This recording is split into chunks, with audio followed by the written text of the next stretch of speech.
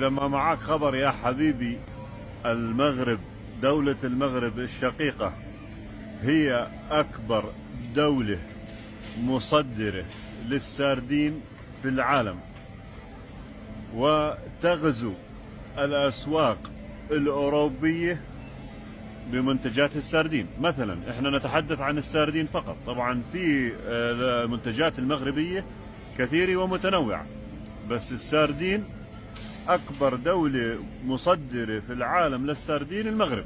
السلام عليكم ورحمة الله وبركاته. هذا السردين المغربي، شو ما تجرب سردين غير المغربي لا توكل. مش لأنه يعني بدنا نمدح بالمغرب وإنتاج المغرب، لا، لأنه يستحق المدح.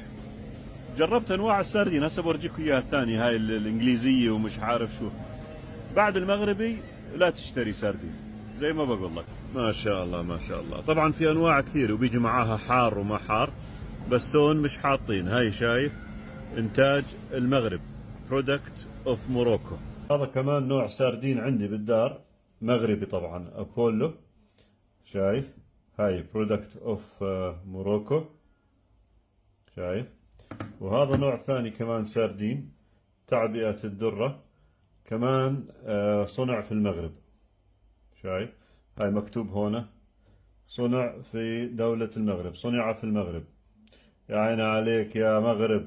شايف مثلا هذا السردين جون ويست، هذا المفروض انه ممتاز وكويس. السردين جربته، كل انواع هاي اللي ورا تقريبا جربتها. زي السردين المغربي مستحيل مستحيل تلاقي.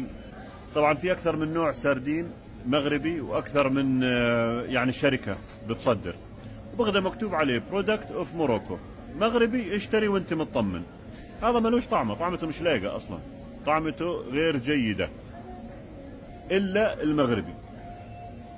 دعايه مش دعايه اصلا، المغرب معروف. والسردين ترى مفيد غذائيا، لانه غني بالاوميجا 3. لانه غني بالاوميجا 3 فهو يقلل بفضل الله طبعا من مخاطر او من الاصابه بامراض القلب بشكل عام. هذا السردين اللي انت مستقل فيه.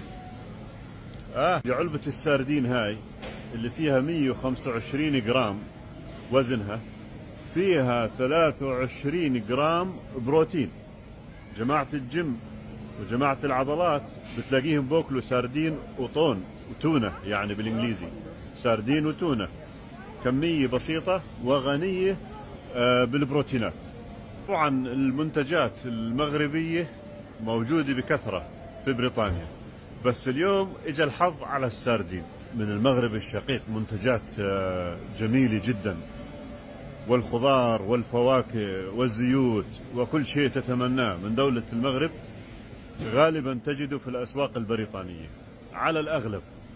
شايف، ولكن اليوم حظنا مع السردين، وهو منتج يعني رائع صحيح.